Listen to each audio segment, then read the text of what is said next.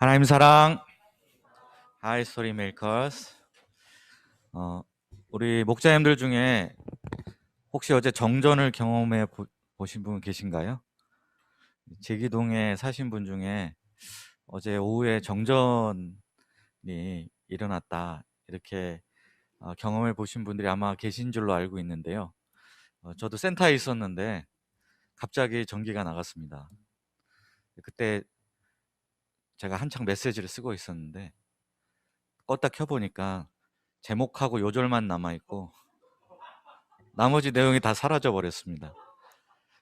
그래서 그때부터 다시 기억을 더듬어서 메시지를 다시 쓰기 시작해서 겨우겨우 완성을 했습니다. 그래서 만약 예수님께서 오늘날 이 시대에 오셨으면 인자의 재림은 정전과 같이 임하리니 이렇게 하지 않으셨을까라는 생각이 들었습니다. 깨어 있어라 대신에 평소에 세이브를 해둬라, 이렇게 말씀하실 것 같습니다. 그래서 앞으로는 꼭 저장을 해둬야 되겠다. 중간중간에 빠지지 말고 저장을 해둬야 되겠다는 생각을 하게 됐습니다. 그래서 메시지를 2번 쓴 기분입니다, 지금. 더 철저하게 준비하라는 주님의 뜻으로 이렇게 생각하고 메시지를 준비했습니다. 오늘 말씀의 제목은 말씀을 믿고 가더니입니다. 요절은 요한복음 4장 50절입니다. 다 같이 요절 말씀인 4장 50절 말씀을 한 목소리로 읽어보겠습니다. 시작. 예수께서 이르시되 가라, 내 아들이 살아있다 하시니 그 사람이 예수께서 하신 말씀을 믿고 가더니. 기도하겠습니다. 사랑이 풍성하신 하나님 아버지, 시간 주께서 함께하사 말씀 가운데 역사하여 주시고 성령의 깨달음을 허락해 주시고 이 말씀을 저희 마음 깊이 영접할 수 있도록 도와주시기를 기도합니다. 말씀을 듣고 믿음이 생기는 주님의 역사를 이루어 주시옵소서. 예수님의 이름으로 기도하였습니다. 요즘 코로나 팬데믹 현상 때문에 언컨택트 시대가 10년 정도 앞당겨졌다 하는 말들이 들리고 있습니다. 정말 예전에는 대면 접촉을 하지 않고서는 할 수 없었던 일들이 지금은 비대면으로도 얼마든지 가능한 그런 시대가 점점 되어가고 있습니다. 그런데 인류 역사에서 언컨택트 시대를 가장 먼저 시작한 분이 누군지 아십니까? 바로 예수님이십니다. 오늘 말씀에 보면 예수님께서는 30km나 떨어진 먼 곳에서 직접 가보시지도 않고 비대면 언컨택트로 왕의 신하의 아들의 병을 고쳐주셨습니다. 예수님의 말씀에는 권능이 있기 때문입니다. 그러므로 오늘도 예수님의 말씀은 얼마든지 우리 가운데 비대면으로 역사할 줄 믿습니다. 오늘 말씀을 통해 우리의 믿음이 눈에 보이는 표적을 믿는 믿음에서 말씀을 듣고 믿는, 예수님이 기뻐하시고 원하시는 믿음을 배우는 시간이 될 수 있기를 간절히 기도합니다. 43절을 보십시오. 이틀이 지나며 예수께서 거기를 떠나 갈릴리로 가시며 사마리아 사람들의 간청을 받아들여서 그들과 함께 이틀을 더 유하셨던 예수님께서는 그들의 작별 인사를 뒤로 한 채 원래 계획하셨던 대로 갈릴리를 향해 떠나셨습니다. 막 갈릴리로 들어가려는 그 순간에 예수님께서는 뒤따르는 제자들을 이렇게 돌아보시더니 다음과 같은 말씀을 하셨습니다. 44절을 보십시오. 친히 증언하시기를 선지자가 고향에서는 높임을 받지 못한다 하시고, 선지자가 고향에서 높임을 받지 못한다 하는 말은 당시 유대 가운데 떠돌던 격언 중에 하나를 인용하신 것입니다. 여기서 선지자는 누구를 가리킬까요? 바로 예수님 자신을 가리키는 것이고, 고향은 이제 곧 들어가게 될 갈릴리 땅을 가리키는 것입니다. 다시 말하면 예수님께서는 지금 제자들에게 갈릴리에 가서는 우리가 환영을 받지 못할 것이다 라고 말씀하고 계신 것입니다.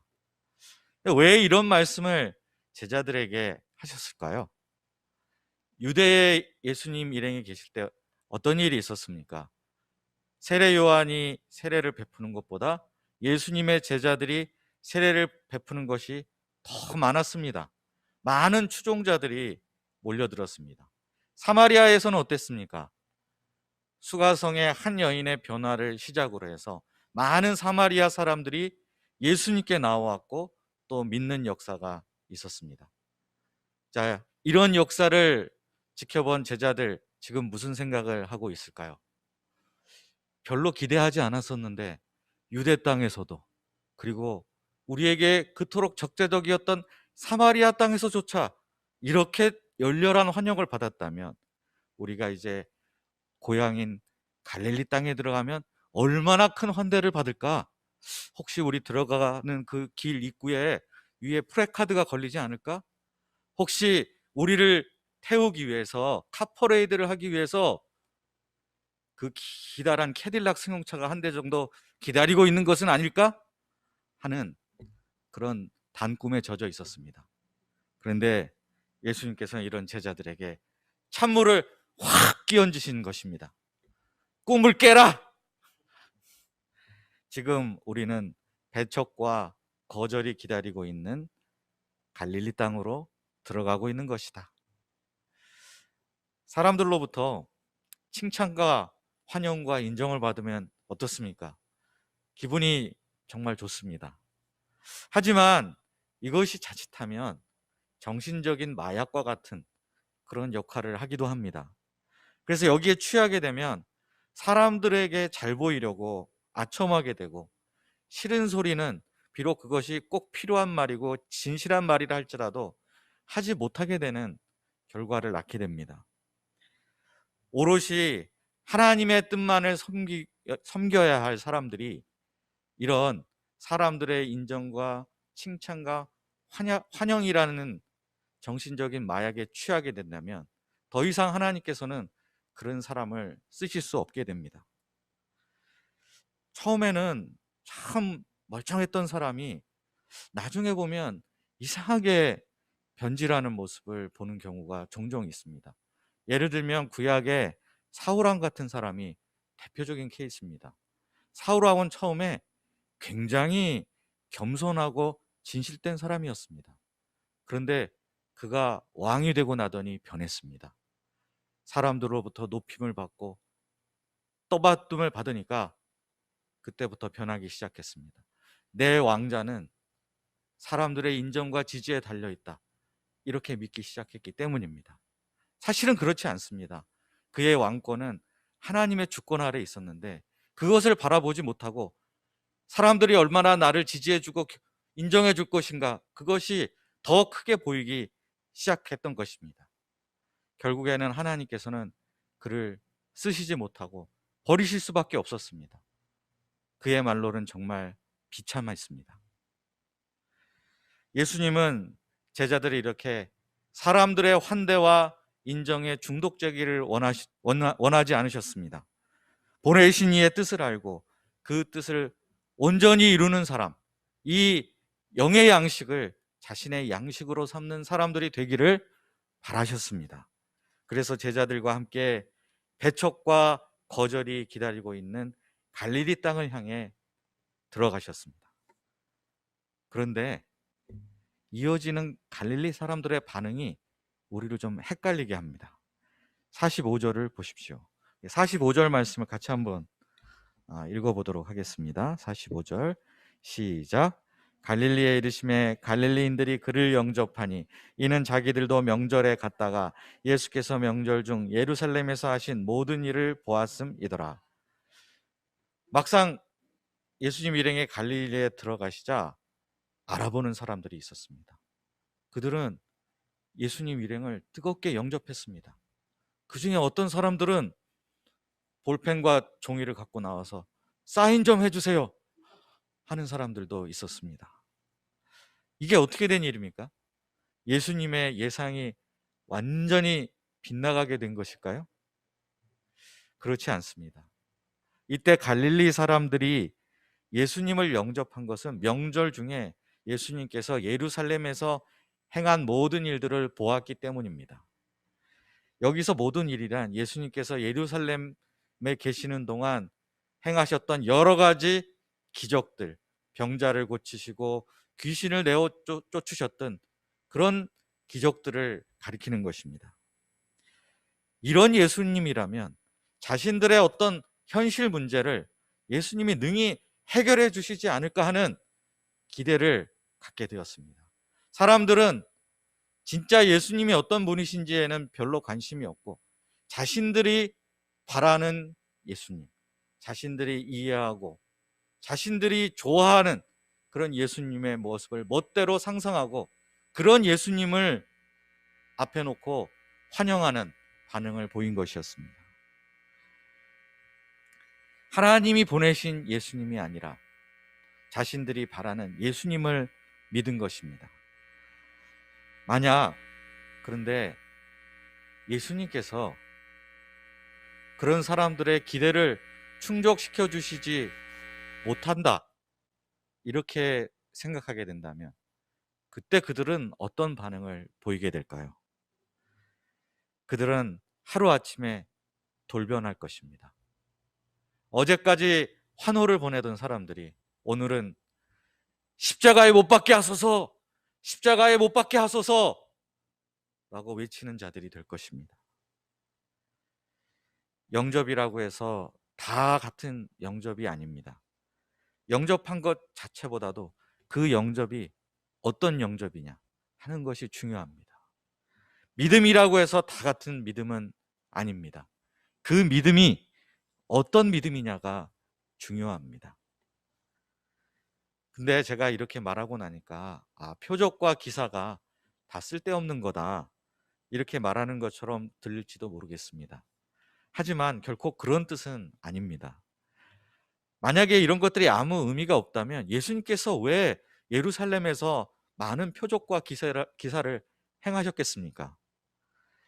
당장 요한복음의 전반부만 봐도 7개의 표적이 등장합니다. 이 7개의 표적을 중심으로 스토리가 이어지고 있습니다. 믿는 사람에게 놀라운 일, 정말 상상할 수 없었던 기이한 일들이 일어난다면 그것 자체로 많은 사람들이 예수님께 대해 관심을 갖게 되고 예수님과 만날 수 있는 접촉점을 만들어낼 수 있는 그런 좋은 점들이 있습니다. 제가 처음 이 안암 UBF에 왔던 날이 아직도 기억에 생생합니다. 1988년 5월 달이었는데 그때 요한복음 축제라는 것을 하고 있었습니다. 그날 한 소강 강사님이 자신에게 일어난 일을 이렇게 증언하셨었습니다. 저의 학점은 과거 선동열 선수의 방어율에 못 미치는 수준이었습니다. 그러나 예수님을 만나고 4.0을 넘어 전액장학금을 받게 되었습니다 라고 증언하셨습니다. 참고로 당시에 선동열 선수의 방어율은 1.0이 안 되는 그런 시대였습니다. 이 소감을 듣고 이렇게 놀랍고 기이한 일이 있을 수 있는가, 나도 예수님 믿으면 전액 장학금을 받게 되는 것일까? 라는 기대감이 생겼습니다. 대부분 사람들은 이렇게 예수님을 믿으면 뭔가 자신의 현실 문제가, 자신의 고민이 풀리고 해결될 것을 기대하고 신앙생활을 시작하게 됩니다. 그럴 수 있습니다. 그런데 문제는 그 상태 그대로 거기에 고착되는 것입니다. 그런 기대가 믿음으로 가는 접촉점은 될 수 있지만 성경이 요구하는, 성경이 기대하고 예수님이 원하시는 그런 믿음에는 아직 미치지 못하는 것입니다. 요한복음 20장에 보면 도마가 예수님이 부활하셨다는 소식을 듣고도 그 사실을 받아들이지 못하고 믿지 못합니다. 내가 예수님의 손에 난 그 못자국을 내 두 눈으로 똑똑히 보고 그 상처를 내 손으로 만져보고 예수님의 그 창에 찔린 옆구리에 손가락을 넣어보고 그 질감을 내가 느껴봐야만, 그래야만 난 예수님의 부활을 믿을 수 있겠다, 이렇게 말을 했습니다. 8일 후에 예수님께서 친히 도마에게 나타나셔서 자신의 손바닥에 난 상처를 보이시고, 또 옆구리, 내 손을 내 옆구리에 넣어보라 말씀하셨습니다. 이때 깜짝 놀란 도마는 나의 주, 나의 하나님이시여 라는 고백을 했습니다. 예수님은 그런 도마를 향해서 참 중요한 말씀을 하셨습니다. 요한복음 20장 29절에서 예수님은 그에게 이렇게 말씀하셨습니다. 너는 나를 본고로 믿느냐? 보지 못하고 믿는 자들은 복되도다. 표적을 보고 믿는 것은 참된 믿음이라고 할 수 없습니다. 이 눈에 아무 증거 아니 보여도 믿음만을 가지고서 늘 걸을 수 있는 것이 참된 믿음입니다. 이것이 예수님이 원하시고, 또 이런 믿음의 근거에서 예수님을 영접할 때 그것이 진짜 예수님을 영접하는 것이고, 그런 영접을 예수님은 기뻐하십니다. 그러면 참된 믿음은 뭘까요? 참된 믿음은 무엇을 근거로 하는 것이어야만 할까요? 이어지는 한 사건이 우리에게 참된 믿음이란 무엇인지에 대해서 해답을 주고 있습니다. 46절과 47절을 보십시오. 46, 47절 같이 한번 두 절을 이어서 읽어보도록 하겠습니다. 함께 읽겠습니다. 시작. 예수께서 다시 갈릴리 가나에 이르시니 전에 물로 포도주를 만드신 곳이라. 왕의 신하가 있어 그의 아들이 가버나움에서 병들었더니 그가 예수께서 유대로부터 갈릴리로 오셨다는 것을 듣고 가서 청하되 내려오셔서 내 아들의 병을 고쳐 주소서 하니 그가 거의 죽게 되었습니다. 갈릴리 가나, 우리에게 낯설지 않은 지명입니다. 초콜릿 때문이 아니라 예수님께서 첫 번째 표적을 행하셨던 곳으로 잘 알고 있습니다. 근데 그곳에서 왕의 신하가 예수님을 기다리고 있었습니다. 아마도 그는 갈릴리의 분봉왕인 헤롯 왕을 섬기는 신하였을 것입니다. 그런데 그는 가나에 살고 있는 사람은 아니었습니다. 그의 집은 가나로부터 약 30km 이상 떨어진 가버나움이라는 해안 도시에 있었습니다. 현재 그는 아주 좋은 옷에 대궐 같은 집에서 편하게 살고 있는 듯 보였지만, 사실 그의 마음속은 까맣게 타들어가고 있었습니다. 그 이유가 무엇이었을까요? 바로 그의 아들 때문이었습니다. 그의 아들이 지금 중환병에 걸려서 시름시름 앓고 있었습니다. 거의 죽게 되었다는 표현을 볼 때 이 병들 아들은 거의 가망이 없는 상태였습니다. 저에게는 저보다 생일이 몇 달 빠른 사촌인 미애 누나가 있었습니다. 정말 너무너무 착하고 너무너무 순수한 전형적인 시골 소녀였습니다. 그런데 제가 초등학교 6학년 때 미애 누나는 백혈병으로 이 세상을 떠났습니다. 이후로 큰어머니는 한동안 저를 볼 때마다 우셨습니다. 제가 중학생이 되자 저를 보시더니 미애가 살아있었으면 너처럼 중학생이 되고 교복도 입었을 텐데 하시며 우셨습니다. 또 제가 고등학생이 되자 미애가 살아있었다면 너처럼 고등학생이 되었을 텐데 하시며 또 우셨습니다. 이럴 때 부모의 심정, 그 심정은 겪어본 사람이 아니라면 그 누구도 이해하기 쉽지 않을 것입니다. 왕의 신하, 그의 마음은 정말 까맣게 타들어가며 이리저리 어떻게 해서든지 이 아들을 살리고자 백방으로 수소문하고 알아보았을 것입니다. 그러나 백약이 다 효과가 없었습니다. 어떤 방법으로도 아들을 살릴 수가 없었습니다. 그런데 그때 예수님께서 놀라운 이적을 베푸시고 계시다는 소문을 듣게 되었습니다.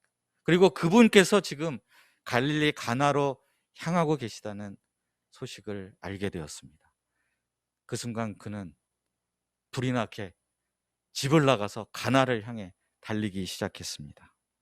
물에 빠진 사람이 지푸라기라도 건지는 심정으로 예수님께 매달렸습니다.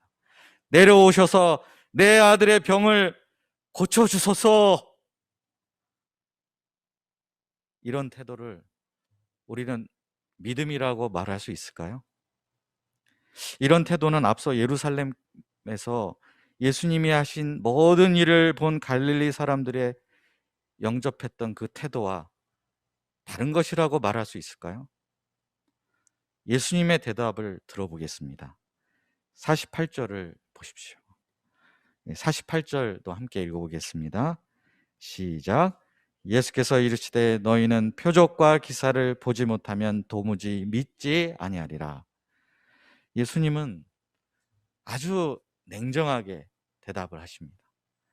간다는 말씀도 또 안 간다는 말씀도 하지 않으시고 그냥 책망적으로 말씀하십니다. 흥미로운 점은 너희라는 2인칭 복수 대명사를 쓰셨다는 점입니다. 즉 왕의 신하뿐만 아니라 그를 둘러싸고 있는 그 갈릴리 사람들 전체를 다 지칭하셔서 말씀하셨다는 사실입니다. 즉 갈릴리 사람들이 자신을 영접한 태도나 왕의 신하가 아들을 고쳐달라고 간절히 구하는 태도, 모두 궁극적으로 예수님께서 기대하시는 그런 믿음은 아니라고 말씀하고 계신 것입니다. 주님과의 인격적인 관계성이 없이 그저 막연하게 도움을 구하는 그런 태도를 믿음이라고 할 수는 없습니다. 이것은 주님을 마치 필요하면 달려와서 구해주는 뽀빠이 아저씨나 원하는 것은 무엇이든지 손에 쥐게 해주는 알라딘의 요술램프 같은 존재로 여기는 것입니다. 뜻밖의 차가운 대답을 들은 왕의 신하는 어떤 반응을 보였을까요? 아니 어딜 감히 내가 누군 줄 알고 왕의 신하인데 나한테 이럴 수 있어 하면서 화를 내며 되돌아갔을까요? 49절을 보십시오. 신하가 이르되 주여 내 아이가 죽기 전에 내려오셔서. 그는 물러서지 않았습니다. 끝까지 예수님께 매달렸습니다. 왜 그렇게 했을까요? 아니 왜 그렇게 할 수밖에 없었을까요? 다른 이유가 없습니다. 아버지였기 때문입니다. 다른 문제였다면, 심지어는 자기 자신과 관련된 문제였다면 그는 얼마든지 여기서 포기할 수도 있었을 것입니다. 그러나 이것은 아들의 생명이 달린 문제이기 때문에 더 이상 물러날 곳이 없었습니다. 왕의 신하는 지금 이렇게 말하고 있는 것입니다. 맞습니다, 선생님. 저는 그저 당신이 행하신 그 모든 놀라운 일을 듣고서 이 자식 하나 살려보겠다고 이렇게 사정사정하고 있는 것입니다. 당신이 저에게 뭐라 말씀하셔도 좋습니다. 무슨 말이든지 다 듣겠으니 하여튼 저와 함께 가버나움에 내려가셔서 제발 제 아들을 살려주십시오 라고 말하고 있는 것입니다. 이 순간 그는 예수님 앞에서 더 이상 지체 높은 왕의 신하가 아닙니다. 그냥 한 아이의 아버지일 뿐입니다. 이런 왕의 신하의 모습은 바로 우리들의 모습과 여러 면에서 오버랩되는 부분들이 있지 않습니까? 부모에게 있어 자녀는 다른 것은 다 포기할 수 있어도 결코 포기할 수 없는 존재입니다. 아무리 잘 나가는 사람도 자녀 문제 앞에서는, 자녀 문제가 걸린 경우에는 겸손한 사람이 되고 간절한 사람이 됩니다. 저는 현재 지금 5월 28, 29일에 있는 선교사 수양회의 타스크포스 팀의 멤버로 선교사님들의 메시지와 또 인생 소감을 섬기고 있습니다. 그래서 그분들에게서 온 인생 소감과 메시지를 꼼꼼히 읽어보고 있는데 그분들의 소감에서 공통적인 요소 한 가지를 발견했습니다. 바로 소감에 빠지지 않는 주제가 자녀 문제였습니다.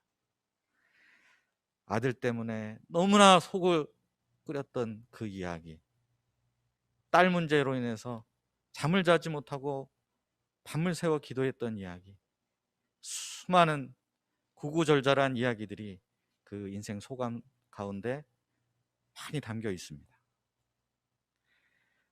많은 선교사님들이 자식 문제로 엎치락 뒤치락 하는 가운데 바로 그 과정을 통해서 믿음을 배우게 됐다, 기도를 배우게 됐다, 인내를 배우게 되었다 라고 증언하고 있었습니다. 우리도 마찬가지 아닐까요? 자식 문제로 고뇌하지 않는 부모가 세상에 있을까요? 아마도 없을 것입니다. 바로 이 지점에서 우리는 주님 앞에서 단독자로 설 수밖에 없습니다. 내가 가진 어떤 타이틀, 내가 지금까지 쌓아놓은 업적, 그런 거 다 소용없습니다. 이 왕의 신하처럼 이 문제 때문에 주님께 매달리고 주님께 기도하고 주님 도와주십시오, 이렇게 간청 드리게 됩니다. 바로 이 지점이 우리의 기도가 더 깊어지는 지점이 되고, 또 바로 이 지점이 우리의 믿음이 한 단계 도약하는 그 출발점이 되는 지점이 됩니다. 그러면 왕의 신하의 간구에 대해 예수님은 어떻게 반응을 하셨을까요? 어떤 응답을 그에게 주셨을까요? 50절 상반절을 보십시오. 예수께서 이르시되 가라, 내 아들이 살아있다 하시니. 예수님의 이 말씀, 가라, 내 아들이 살아있다 하신 이 말씀은 왕의 신하에게 두 가지 복합적인 감정을 동시에 불러일으켰을 것입니다. 첫째는 일단 아들이 살아있다 하시니까 굉장히 반갑고 기뻤을 것입니다. 하지만 곧 이어서 이 말씀을 과연 믿어도 되는지 말아야 되는지 고뇌에 빠질 수밖에 없었을 것입니다. 30km나 멀리 떨어져 계신 예수님께서 직접 가보지도 않으시고 들려주시는 이 아들의 생존 소식, 이걸 과연 어떻게 받아들여야 될까요? 지금 눈에 보이는 증거는 아무것도 없습니다. 유일한 딱 한 가지, 오직 예수님의 말씀만이 있을 뿐입니다. 삐딱한 시선으로 보면 얼마든지 이렇게 볼 수도 있을 것 같습니다. 아, 예수님이 지금 내가 귀찮으신가 보다, 어떻게든지 나를 떨어뜨려 놓으려고 내가 듣고 싶은 말을 적당히 들려주고 떼어 놓으려고 하시는 거 아니야? 이렇게 생각할 수도 있었습니다. 아니면 그건 아니지, 예수님의 말씀이니까, 예수님이 말하셨으니까 그대로 될 것을 믿어, 이렇게 하고 예수님의 말씀에 따라 믿음으로 순종할 수도 있었습니다. 왕의 신하는 이 두 갈래길에서 과연 어떤 쪽을 선택했을까요? 50절 하반절을 보십시오. 그 사람이 예수께서 하신 말씀을 믿고 가더니. 다시 한번 우리 다 같이 그 사람이부터 한 목소리로 읽어보겠습니다. 시작. 그 사람이 예수께서 하신 말씀을 믿고 가더니. 말씀을 믿고 가더니. 놀랍습니다. 정말 놀라운, 정말 오늘 말씀에서 가장 감격스러운 한 장면을 뽑으라면 바로 저는 이 장면을 꼽을 것입니다. 왕의 신하는 예수님께서 자신에게 하신 말씀, 눈에 아무 증거 보이지 않는 상황 가운데 그 말씀만을 믿고 갔습니다.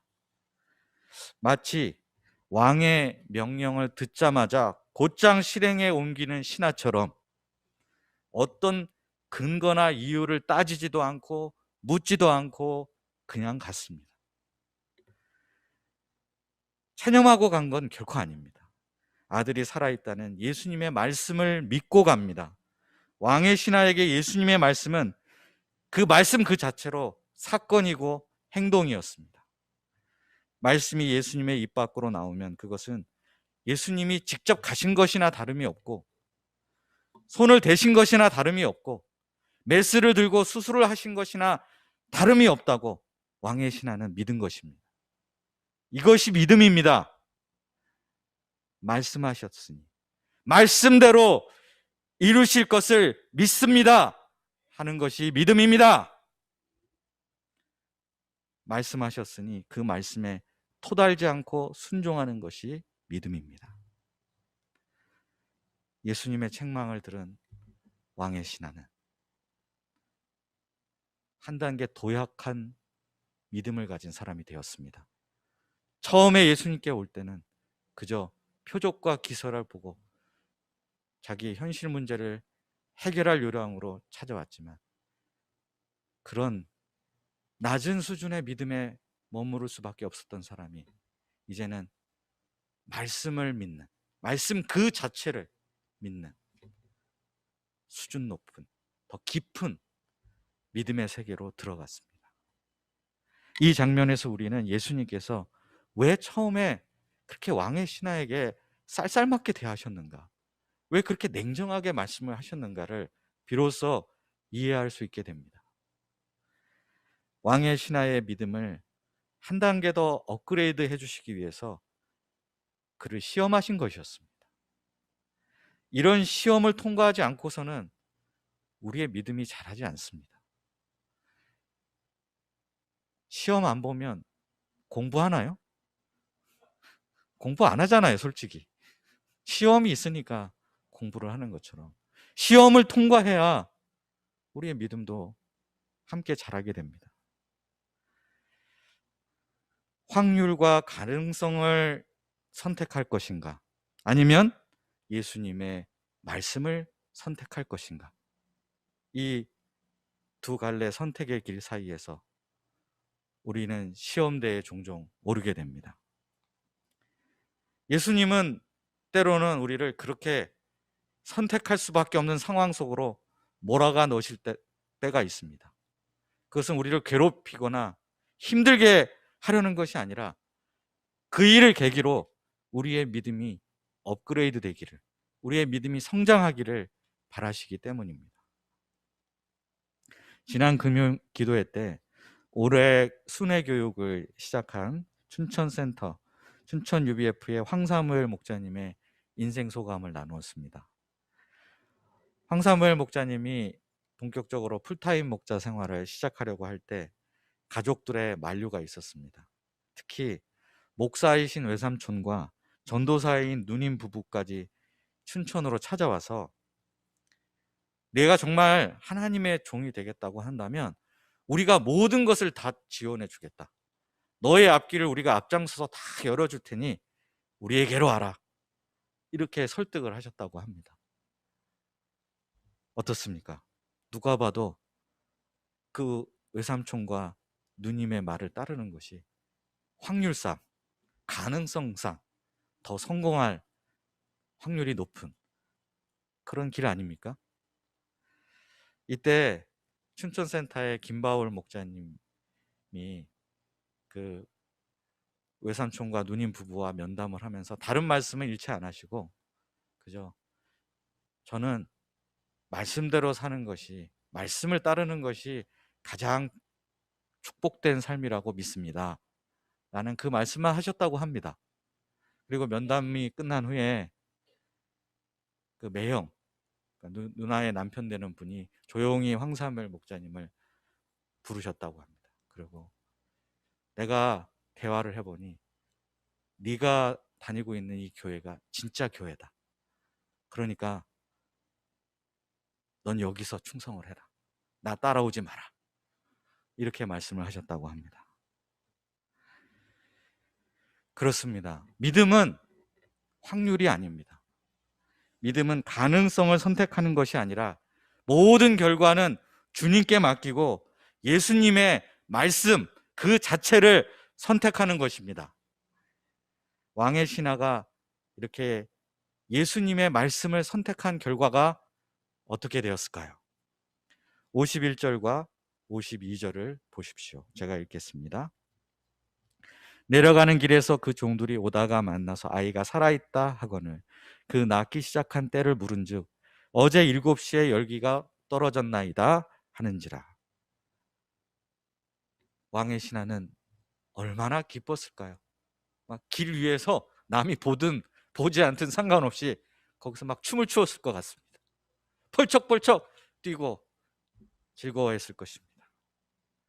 가나 혼인잔치에 포도주가 떨어져서 흥이 다 달아나고 수치를 당할 수밖에 없는 그런 위기가 닥쳤을 때 예수님께서는 물로 포도주를 만드셔서 기쁨을 회복시켜 주셨는데, 이제 바로 그 예수님께서 또다시 가나에서 이번에는 자식을 잃을 뻔했던 왕의 신하에게 그 아들을 되찾아 주시는, 그에게 기쁨을 회복시키는 역사를 행하셨습니다.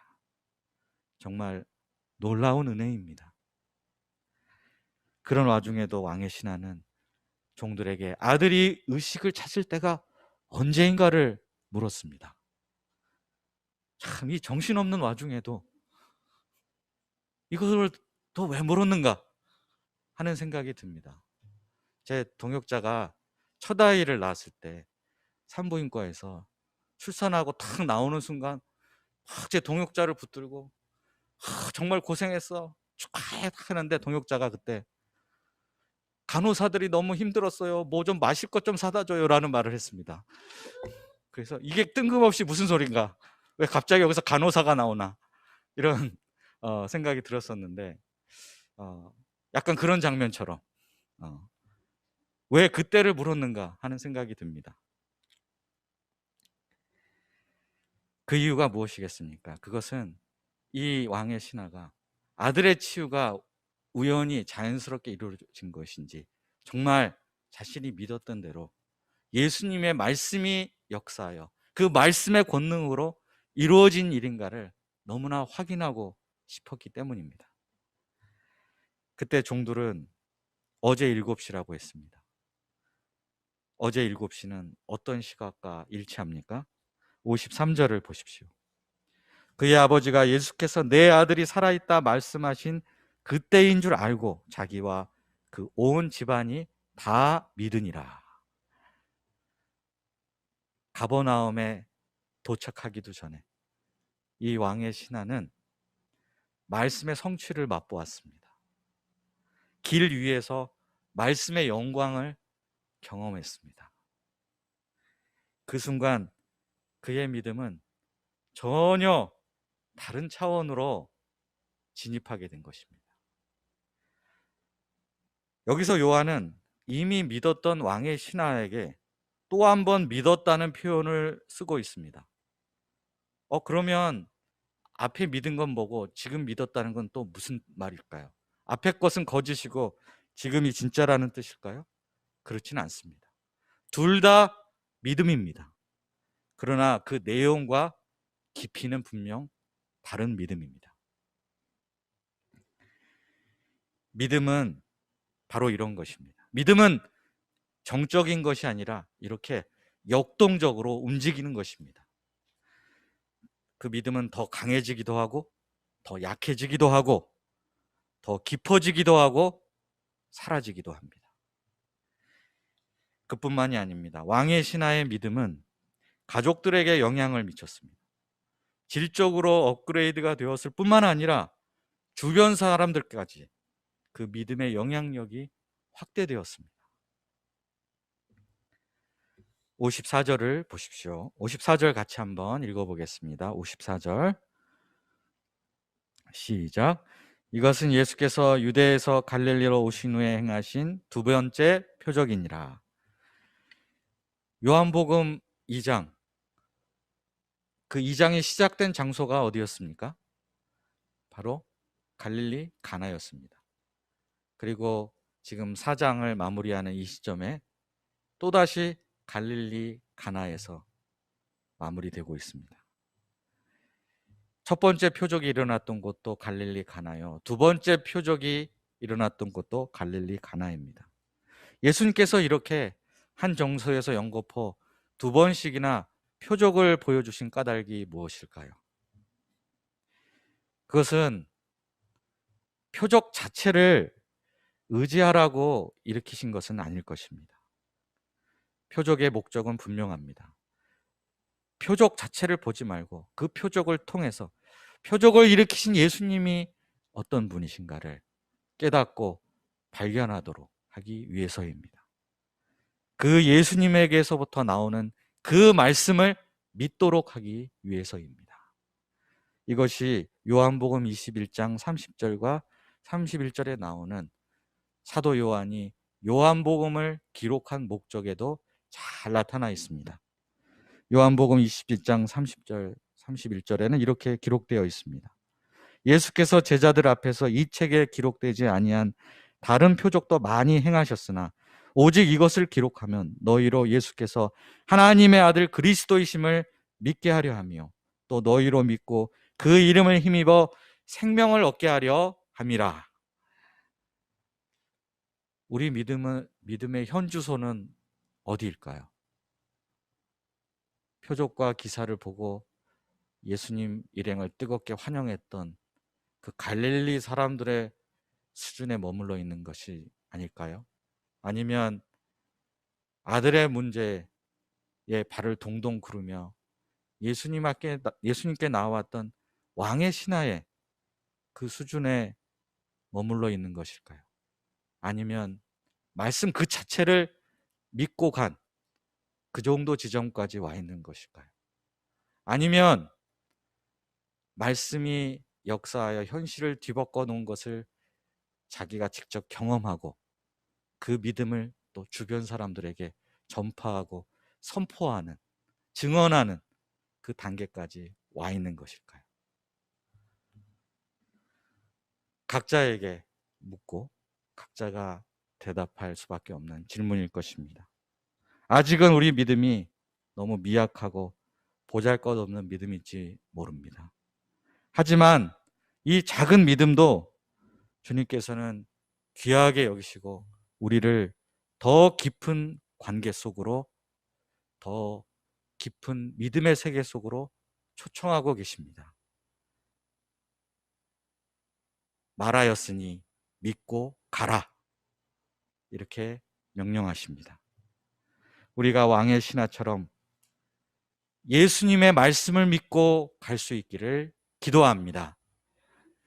그래서 우리 모두가 예수님 안에 있는 그 충만한 생명력을 누릴 수 있기를 간절히 기도합니다. 기도하겠습니다. 살아계신 하나님 아버지, 이 시간 말씀과 믿음과 말씀의 관계에 대해서 깊이 나누고 묵상하게 해주셔서 감사합니다. 아버지 하나님, 우리 믿음의 현주소는 어디일까요? 아직은 많이 부족하고 연약합니다.